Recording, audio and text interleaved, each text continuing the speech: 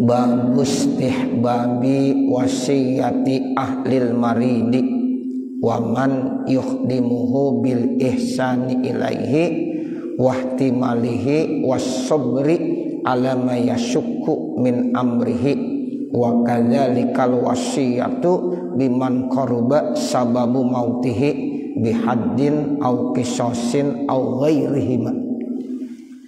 Artinya ini satu bab menerangkan tentang disunnahkan wasiat kepada ahli keluarga yang sakit. Jadi wasiat sunnah hukumnya. Kalau ada orang sakit tuh, nanti dia wasiat pesan-pesan kepada ahlinya, kepada keluarganya. Waman yukhdimuhu, dan juga kepada orang yang memang berkhidmah kepada orang yang sakit. Ada orang yang suka ngelayanin selama dia sakit, yang dia selalu membimbing, berkhidmat. Nah itu orang yang sakit boleh juga berwasiat, berpesan kepada orang yang ngelayaninnya tuh, yang selalu ngerawatinnya pada saat dia lagi sakit. Wasiatnya dengan cara apa? Bil ihsani ilaihi, yaitu dengan melakukan kebaikan kepadanya. Jadi artinya kita diwasiatkan untuk ihsan, untuk selalu melakukan kebaikan-kebaikan. Jadi wasiat bil ihsan.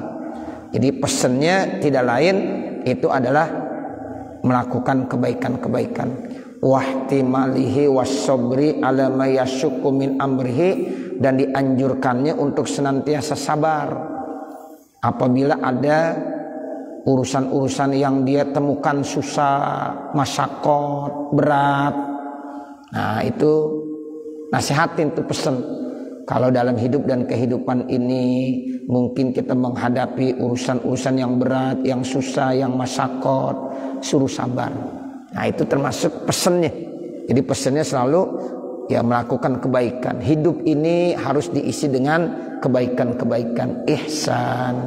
Nah kemudian yang kedua, disuruh sabar kalau ya menemukan berbagai macam problem masalah dalam hidup dan kehidupan ini. Itu isi wasiatnya begitu. Jangan wasiat yang macam-macam, jangan. Jadi wasiat yang isinya baik-baik aja. Ya, jangan dibilang saya wasiat kalau saya mati itu tanah yang di situ jangan dijual gitu. Ditanya, emang apa? Itu bukan milik gua. Gitu. Ya. Ini namanya wasiat kagak benar itu. Ya. Jadi wasiat yang benar. Ya, menganjurkan untuk melakukan kebaikan, menganjurkan supaya sabar. Ya, namanya hidup, ya itu kan banyak yang kita hadapi. Nah, sabar, katanya sabar. Wa kadzalikal wasiyatu, begitu juga wasiat biman qaruba sababu mautihi, dengan orang yang dekat sebab kematiannya. Orang yang udah dekat kematiannya juga disuruh wasiat.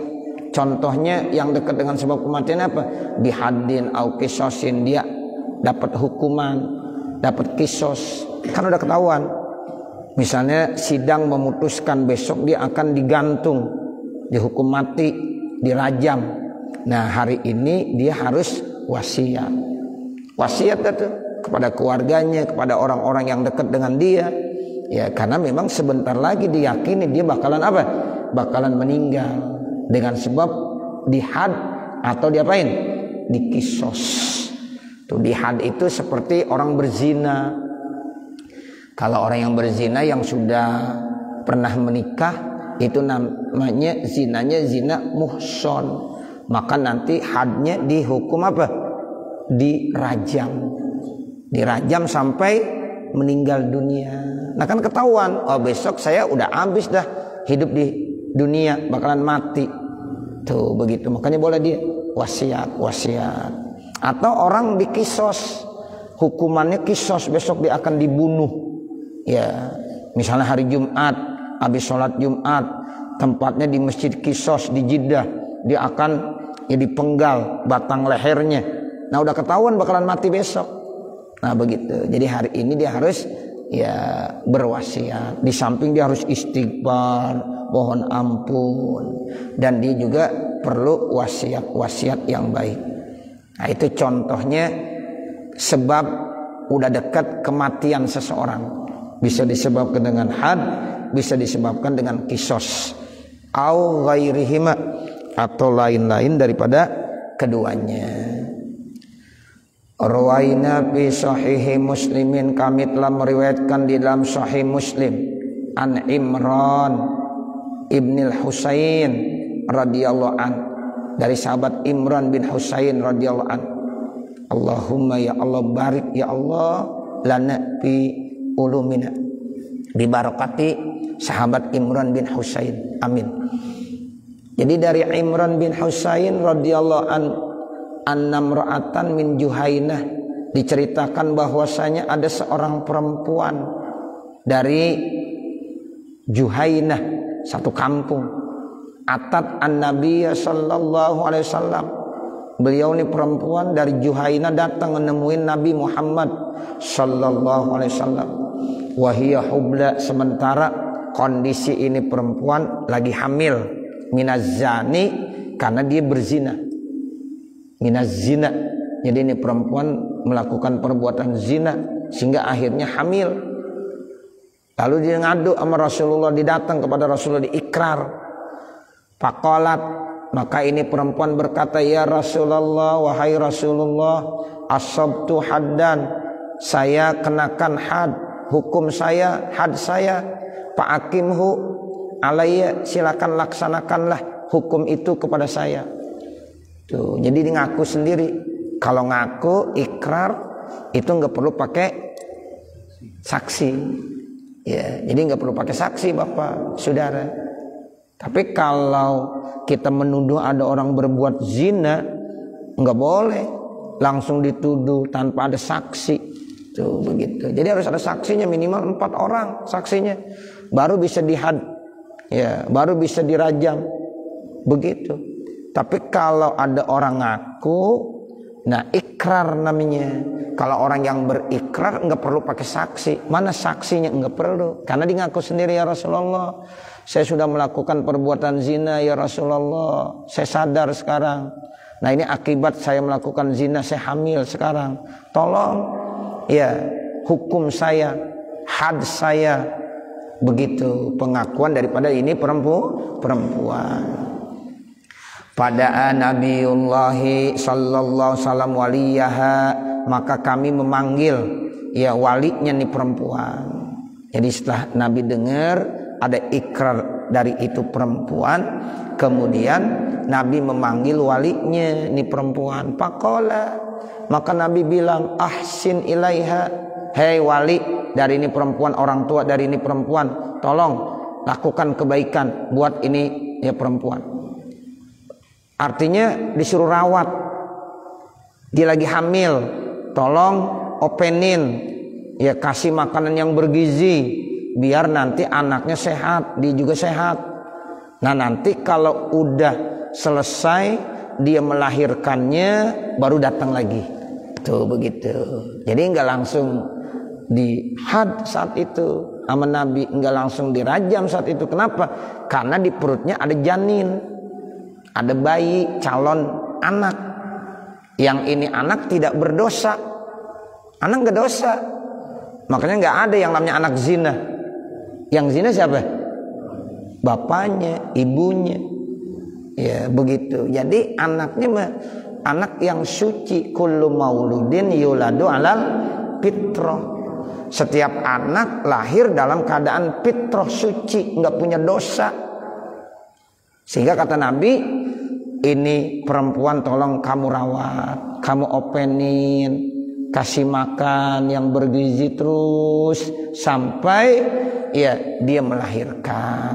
Nah nanti kalau udah melahirkan bawa lagi ke saya, ini perempuan. Nah anaknya mah nggak ada masalah, anaknya adalah ya anak yang suci bersih. Jadi yang berdosa itu adalah ibunya.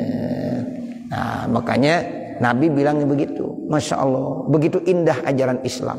Ya, jadi nggak langsung, wah ini orang sudah melakukan dosa, ya pukul dia, rajam dia, enggak.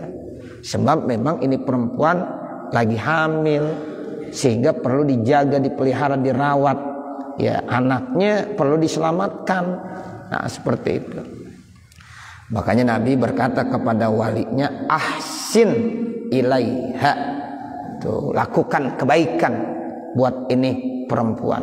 Faiza wadu'at fa'tini biha, apabila ini perempuan sudah melahirkan, coba kamu datang lagi ya kemari, bawa ini perempuan. Nabi itu pesennya sama siapa? Sama walinya ini orang perempuan. Bisa ayahnya, bisa kakeknya, ya pokoknya wali aja dah. Wali daripada ini perempuan. Tolong dijaga ini, ya, dirawat sampai ini ya anak perempuannya melahirkan dengan selamat, anaknya selamat dan orang tuanya juga selamat. Nanti kalau udah selesai melahirkan baru bawa kemari. Begitu pesan Rasulullah. Fa'ala, maka walinya melakukan apa yang dipesan sama Nabi. Fa'amara bihan nabiyyu sallallahu alaihi wasallam, lalu Nabi memerintahkan kepada ini perempuan ya pasyuddat alaiha siyabuha, maka diikat atas ini perempuan oleh pakaiannya. Summa amara biha, maka kemudian Nabi memerintahkan pada perempuan parujimat, kemudian dirajam ya sampai meninggal dunia. Setelah meninggal, summa shalla alaiha, kemudian Nabi sholatin atas itu perempuan. Nah, berarti ini perempuan udah gak punya dosa ya, jadi ketika meninggal dunia masuk surga. Nah begitu, karena dia mengakui kesalahannya ya. Nabi laksanakan ya, karena ini hukum Allah ya, jadi harus dilaksanakan. Diikat dah tuh ya perempuan tersebut dengan pakaiannya, kemudian ya dirajam. Setelah dia meninggal dunia, Nabi sholatin ya, sholat jenazah kepada itu perempuan. Summa sholla alaiha, kemudian Nabi mensolatkan atas perempuan yang sudah dijalankan hukum rajam dan sudah meninggal dunia. Babu ma yakuluhu man bihi sudaun au human au ghairuhuma minal auja'i. Ini bab menerangkan sesuatu yang diucapkan oleh orang yang lagi sudah. Sudah itu palanya lagi puyeng, itu namanya sudah. Ya, palanya lagi pusing, itu namanya sudah. Au haman atau huma. Huma itu artinya panas, demam panas, atau lain daripada keduanya dari berbagai macam penyakit.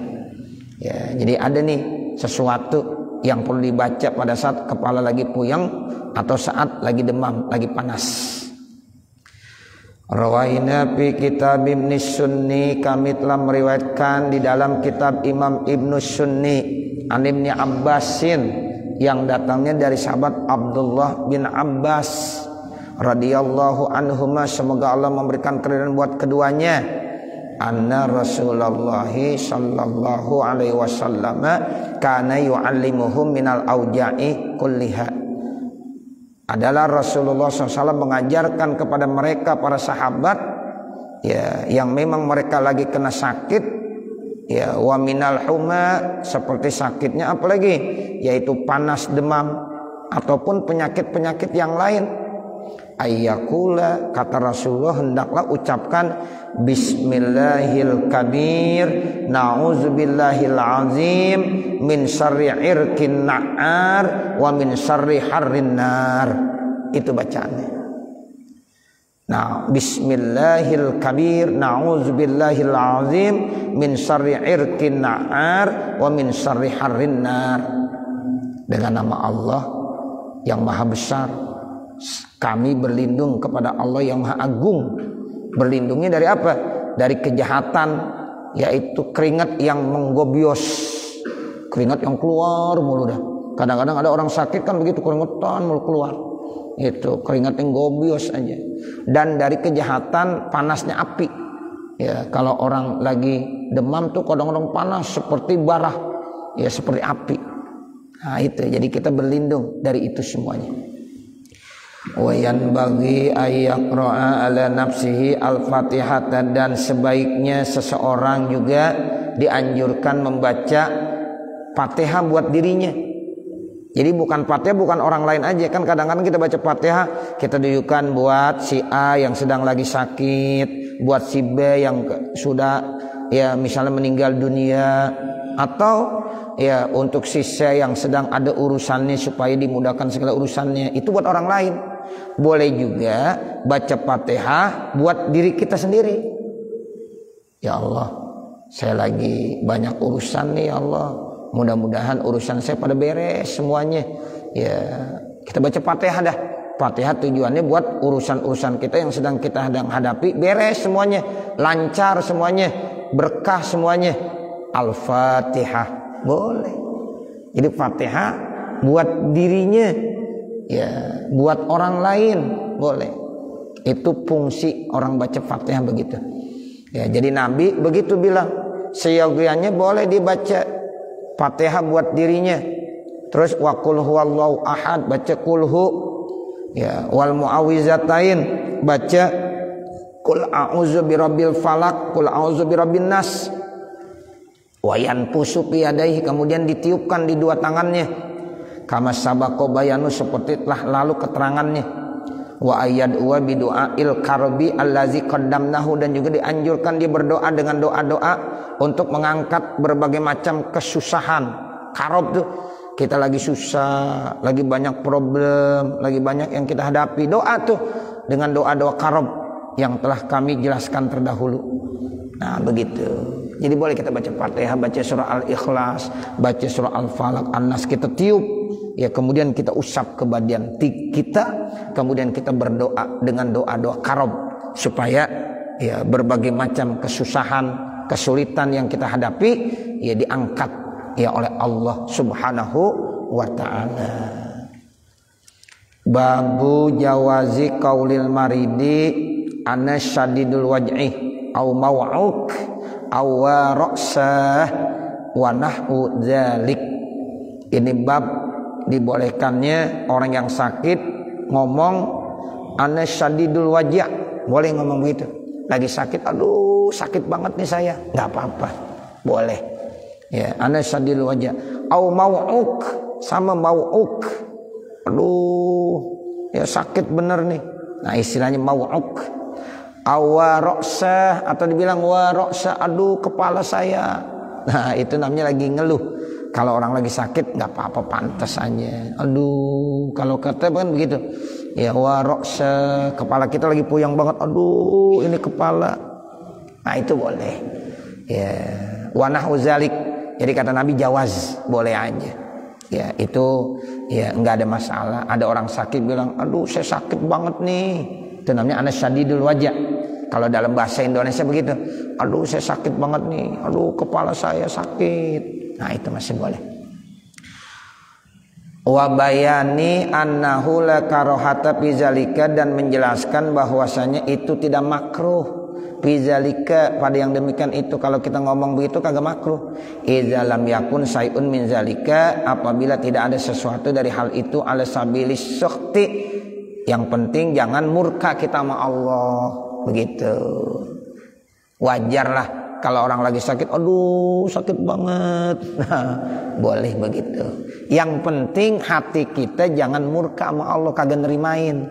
Nah begitu. Ini yang dimaksud ya malam yakun syai'un min zalika ala sabili tasakhuti wa izharil jaza, dan menampakkan keluh kesah. Jadi kagak seneng kita, kagak nerimain. Itu yang kagak boleh. Kalau sekedar yang namanya omongan, apalagi omongan itu spontanitas, ya gerakannya refleks, lagi sakit, aduh sakit banget. Nah begitu, itu boleh, jawaz, nggak apa-apa. Ya, aduh sakit. Kan kadang-kadang orang kalau lagi sakit, lagi terasa tuh begitu, nggak apa-apa. Kata Nabi boleh-boleh aja, selama dia tidak ya apa merasa murka dengan Allah, kagak suka, benci sama Allah karena dapat penyakit. Nah itu yang kagak boleh. Kagak nerimain berkeluh kesah dengan adanya penyakit yang diberikan, itu yang kagak boleh. Kalau omongan-omongan begitu, apalagi yang namanya spontanitas, gerakan refleks itu mulut, nah itu nggak ada apa-apa. Ya, jadi jawaz, boleh saja. Warwaina fi sahihail Bukhari wa Muslim, dan kami telah meriwayatkan dalam Sahih Bukhari dan Sahih Muslim. An Abdullah bin Mas'udin radhiyallahu an, yang datang dari sahabat Abdullah bin Mas'ud radhiyallahu an. Qala, beliau berkata, dakhaltu 'ala nabi, ya saya sedang datang ke rumah Nabi. Nabi lagi sakit, wa huwa yu'at. Nabi sedang ngeluh, sakit. Itu namanya yu'at. Orang kalau sakit gigi kan kadang-kadang begitu, aduh sakit. Nah, begitu. Ya, lagi bisul aja kalau pecah itu, ya. Boleh yu'at namanya. Aduh sakit banget. Ya. Kita lagi bisul, ketendang, gimana kira-kira? Ya, teriak, kan? Aduh. Nah, itu begitu enggak apa-apa. Itu namanya yu'at. Nah, begitu. Pamassastuhu, maka aku memegangnya. Nabi lagi ya nyebut sakit, lalu aku pegang badannya karena panas. Nabi pernah sakit panas tuh. Ya, yu'at namanya, panas benar. Ya, Nabi saat itu teriak juga. Ini menandakan syariat begitu. Jadi membolehkan. Jadi apa yang dikerjakan sama Nabi kan itu jadi syariat buat umatnya. Oh, kalau orang sakit teriak begitu, merasa sakit, aduh, itu masih nggak apa-apa, jawaz. Selama dia tetap redho dengan apa yang sudah diberikan oleh Allah, selama dia tidak menyalahkan Allah Subhanahu wa taala, itu masih boleh. Innaka latu'ak wa'kan syadidan. Lalu saya nih, kata Abdullah bin Mas'ud, ketika memegang kulit Rasulullah, tubuh Rasul panas benar. Kata Abdullah bin Mas'ud, engkau ini sangat panas banget. Tu'akan syadidan, panas, demam panas, tinggi. Nah, seperti itu. Qala ajal, kata Nabi, ajal itu artinya na'am. Iya, tuh ajal sama dengan kata-kata na'am. Ya. Ajal, iya, kama yu'at rajulani, sebagaimana juga ya dikenakan sakit panas dua orang laki-laki minkum dari kamu. Jadi Nabi bilang bukan saya doang, tuh ada juga dari dua orang laki-laki yang lagi sakit panasnya sama saya, seperti itu. Rawaina fi sahihaihima, kami meriwayatkan di dalam Sahih Bukhari dan Sahih Muslim, an Sa'ad bin Abi Waqqas radhiyallahu anhu qala. Hadis ini riwayat dari Sa'ad bin Abi Waqqas radhiyallahu an. Semoga Allah memberikan ridhaan buat Sa'ad bin Abi Waqqas. Qala, beliau Sa'ad bin Abi Waqqas berkata, ja'ani Rasulullah sallallahu alaihi wasallam ya'uduni min waj'in istaddabi. Rasulullah pernah datang kepada saya. Rasulullah pernah menjenguk saya sebab saya lagi sakit banget. Ya, kata Sa'ad bin Abi Waqqas cerita, saat saya lagi sakit tuh, ya Rasulullah jenguk saya. Fakultu balagha bima tara, telah sampai kepadaku apa yang kau lihat. Wa ana zumalin, saya ini ya termasuk orang yang banyak harta. Wala yarisuni, dan tidak ada yang saya wariskan illam nati, kecuali anak perempuan saya. Sa'ad bin Abi Waqqas termasuk orang kaya. Saat lagi sakit, ya lagi ngeluh sakitnya, Rasulullah datang. Ya Allah, saya orang kaya banyak harta, saya bingung nih, warisan saya kasih siapa ini? Saya punya anak cuma satu, perempuan. Nah, begitu. Ya, zakarul haditsa, dan disebut itu hadis. Wa rawaina fi sahihil Bukhari, kami telah meriwayatkan di dalam kitab Sahih Bukhari, anil Qasim bin Muhammad, yang datangnya riwayat ini dari Qasim bin Muhammad. Qala, beliau Qasim bin Muhammad berkata, qalat Aisyatu radhiyallahu anha, berkata istri Rasulullah Ummul Mukminin Aisyah radhiyallahu anha, wa ra'sah, tuh begitu. Jadi ya ketika ya Siti Aisyah sakit, dia pernah ngeluh juga, wa ra'sah. Tuh kalau kita ngeluh, aduh kepala saya sakit banget. Nah, itu bahasa Arabnya wa ra'sah, begitu.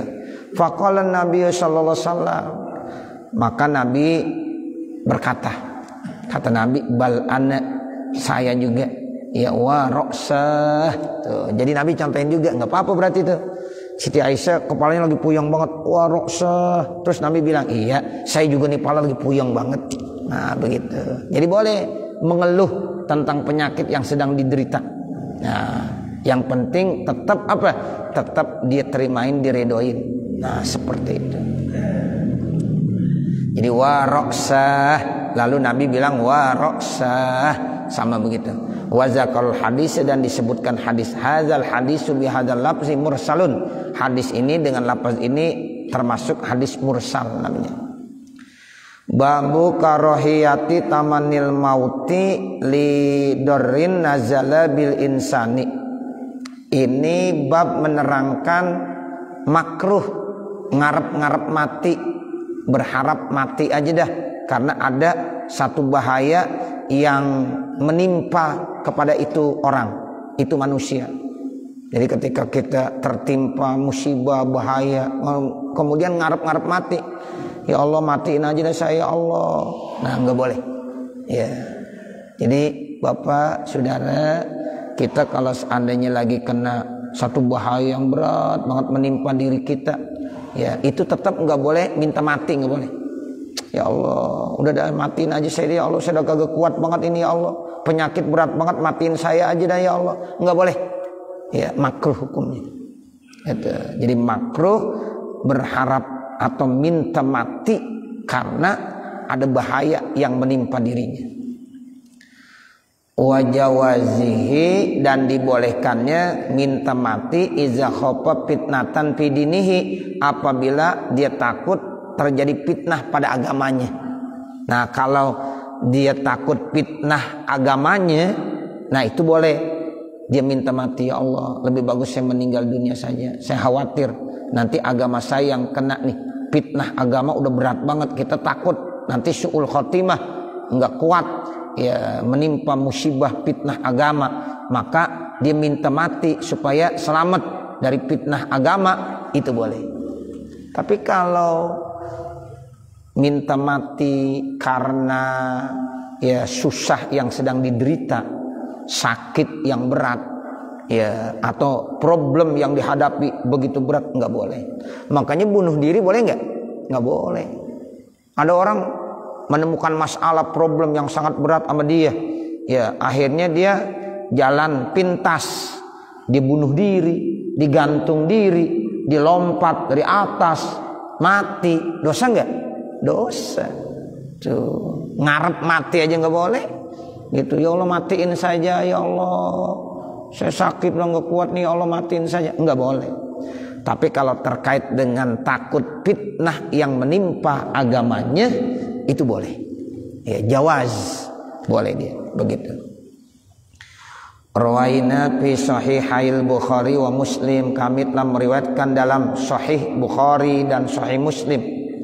An Anasin radhiyallahu qala, hadis ini riwayat dari Anas bin Malik, beliau berkata, qala Nabi sallallahu alaihi wasallam, Rasulullah sallallahu alaihi wasallam bersabda, la yatamannayanna ahadukum al mauta.